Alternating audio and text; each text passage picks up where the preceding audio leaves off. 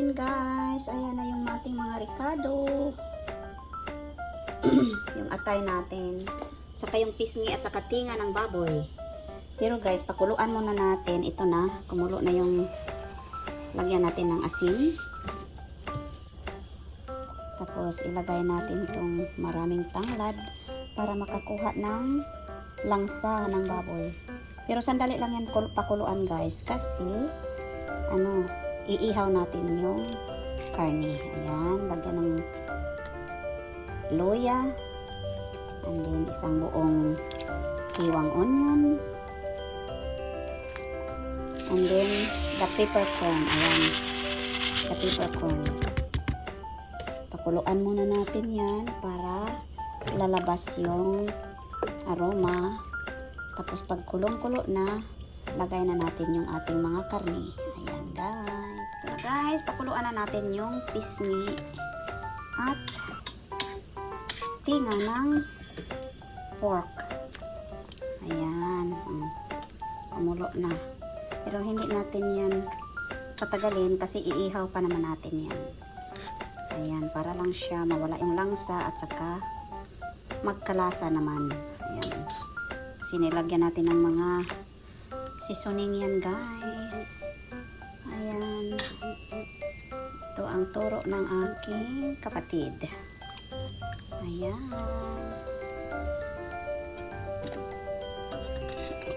Pagkatapos nitong pakuluan, iihaw na natin. Ayan ang tinga guys, yung laki ng tinga. Oh, okay.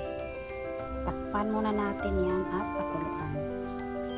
Okidoki, ayan na. Kumukulo na guys. Ayan na. Okay, kulang pa to. Kailangan pa nating pakulo more. Pero ayaw kong ma-overcook kasi iihaw pa natin yan. Okay, konti na lang yan guys. Tapos na yung papakulo natin guys. Hanguin na natin at sa susunod ay ihawin na natin. Itong sandali ko lang itong pinakuluan ang atay kasi hindi man natin yan i-overcook kasi matigas man yan siya, titigas parang rubber. So, aroy. Paano man to, hindi man mabigat man malaki kasi masyado. Aroy, ayan. Oh. Oops. Ayan. Ayun na guys. Tapos iihaw na natin yan. Yan ang pisngi. Aroy. Usok man. Usok. Okay, ito patayin na natin ang apoy. At itapon na natin yan. Tapon na natin. Ihaw na tayo guys ng ating kilawin. Mamaya gagawin natin kilawin. Ayan. Ihawin na natin yan. Pagkatapos nating ilaga konti. Ayan. Sarap na yan guys. Alam mo, luto naman na yan. Pero kailangan natin yung ihaw-ihaw. Para mayroon siyang konting aroma ng ihaw. Aroma ng ihaw talaga. At saka aroy. Takpan na natin.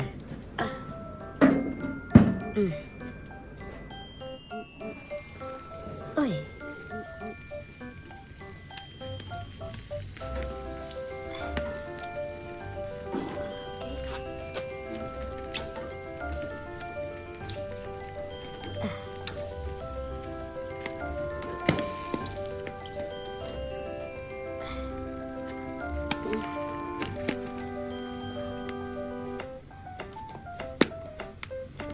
Ay, pumuputok. Pumuputok-putok. Uy. Uy. Uy. Umaapaw ang kalayo. Ay. Yan ang maganda.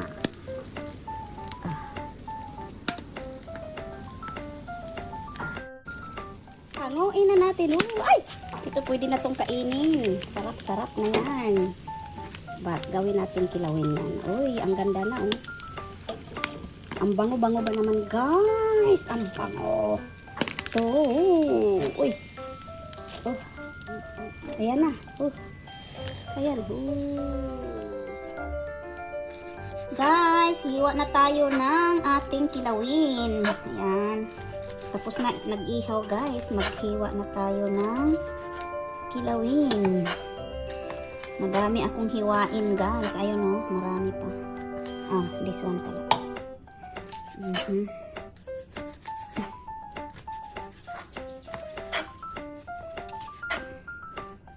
Ang tigas ng tinga guys. Matigas pala ang tinga. Kaya ayan, meron pang isa dito. Kaya ito na guys. We have to cut it in small pieces. Matigas pala to ah.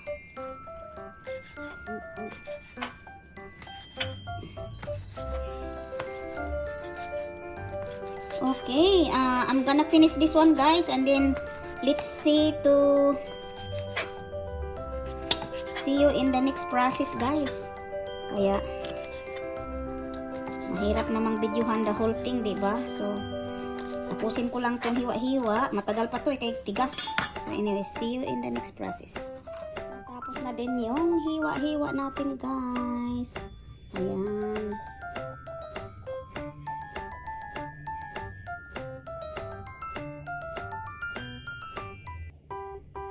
Then maghiwa na tayo ng mga ricado. Pagkatapos niyan, titimpla natin together. Okay. See you guys. Tapos na tayo maghiwa-hiwa ng ricado, onion, yung ginger, yung sili.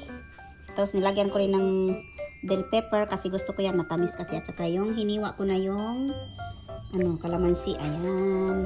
Hiwa na yung kalamansi, guys. Dami kong kalamansi. Sarap yan. Okay, now we have to mix everything to the kilawin. Ayan, guys. See you in a minute. Okay, guys. Back to our recipe today. So, ito na yung hiniwa nating tinga ng baboy, yung inihaw, at saka itong pisngi ng baboy, at saka yung atay. Lagay na natin dito at lagyan na natin ng mga seasoning. Ano muna natin kasi parang tumigas. Inano ko kasi ito guys, yung ginawa ko kagabi ba. Tapos hiniwa ko na lang lahat. Tapos ngayon ko na itong araw, umaga. Ngayon ko na siya titimplahan. Ayan. Tapos lagay na natin yung ating ricado, itong mini-mince ko na ginger. Hindi naman mince na mince kasi gusto ko rin ng may kunting luya. At saka itong sibuyas, at saka may sili, at saka yung bell pepper, hinalo ko na. Ayan. Lagay na natin lahat dyan.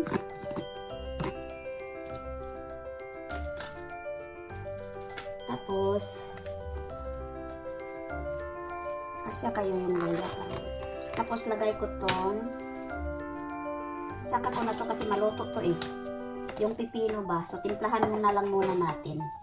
Kasi yung pipino, pwede nga lang yung kainin. Daming durog na paminta. Mas madaming paminta, mas masarap. Kaso lang, umuusok sa aking ilong.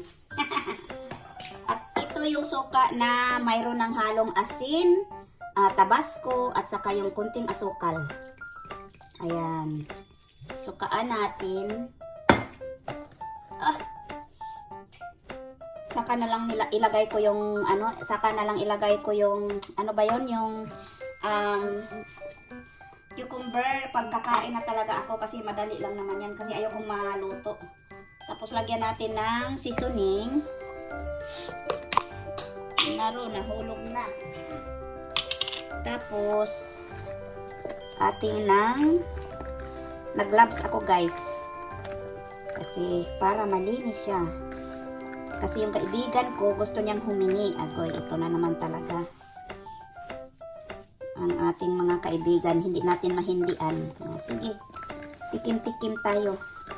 At ngayon, maraming kalamansi guys. Ito ang nakaka-beauty ng ating kilawin. Kalamansi. Ayan. Kailangan pigain. Agoy, ginoo ko ang bango. Bakit talaga pag magpiga ng kalamansi ay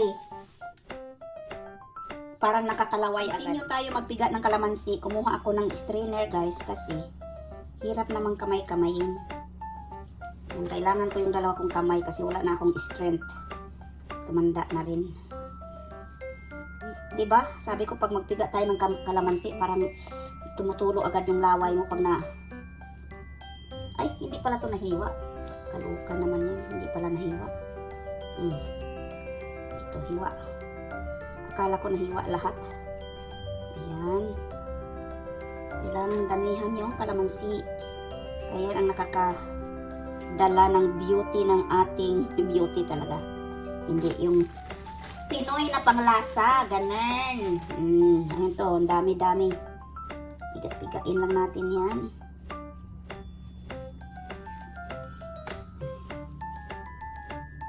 More kalamansi, more masarap.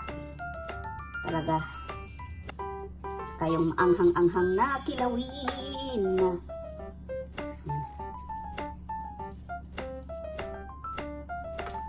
Wala na akong sili guys na ano, yung super anghang. Ano lang yung sili ko parang banana pepper na maanghang-anghang daw pero hindi masyadong maanghang.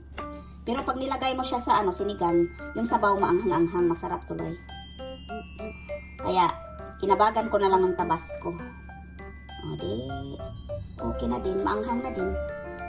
Mayroon namang hot pepper dito guys, pero ayoko. Ayoko ng over. Ano naman? Baka yung aking acid reflux ay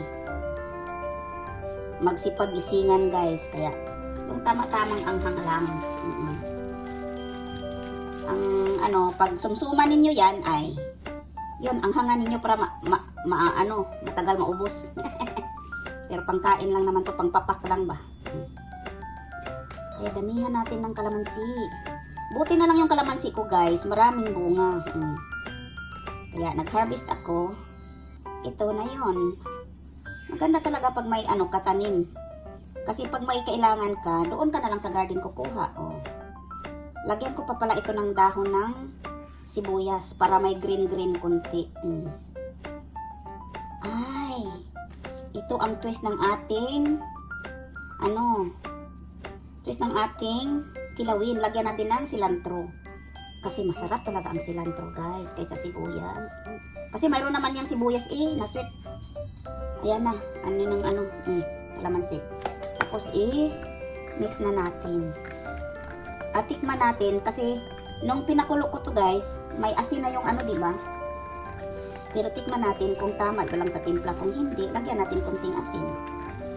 Diba? Sarap na. Dito nagkumpul-kumpul. Kailangan maghiwalay yan. Kumpul-kumpul. Baka ang kakain, simba ko mabilaukan. Kailangan natin ihiwalay-hiwalay yan. Kinakat-kat naman yan.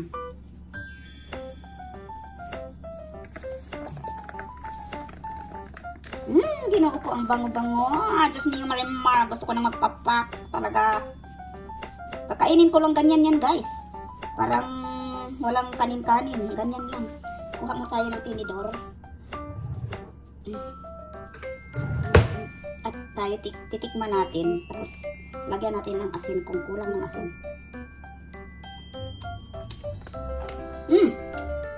Kulang pa nga ng asin.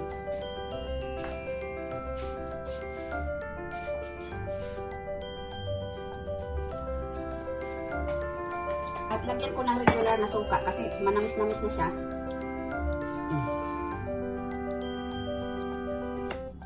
Yan. Tapos itong suka. Tapos dagdagan ko yung kalamansi. Yan. Dinagdagan pa natin ng kalamansi guys. Naghiwa-hiwa muna ako ng kalamansi. At ito yung cilantro galing ng garden. Naalala ko tuloy yung cilantro. So ilagay na natin. Ayan. Mas gusto ko to kaysa green onion guys. Anyway, mayroon na naman siyang regular onion. So yan na lang. Tapos dagdagan ko talaga siya ng regular na suka. Ayan. Kasi parang manamis-namis lang masyado yung isang suka. Kaya lagyan ko na siya. Ayan. Ihalo na natin.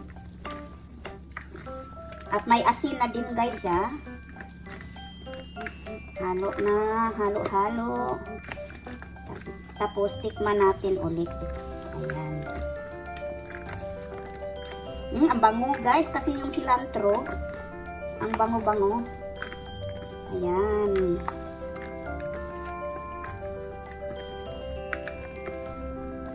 Ay, ang sarap.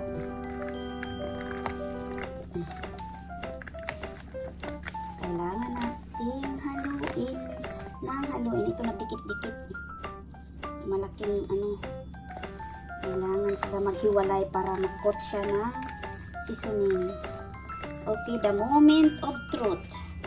Ayan. Kung tama na ba yung timpla. Hindi ko na maano yung atay kung saan na yun. Bon appetit!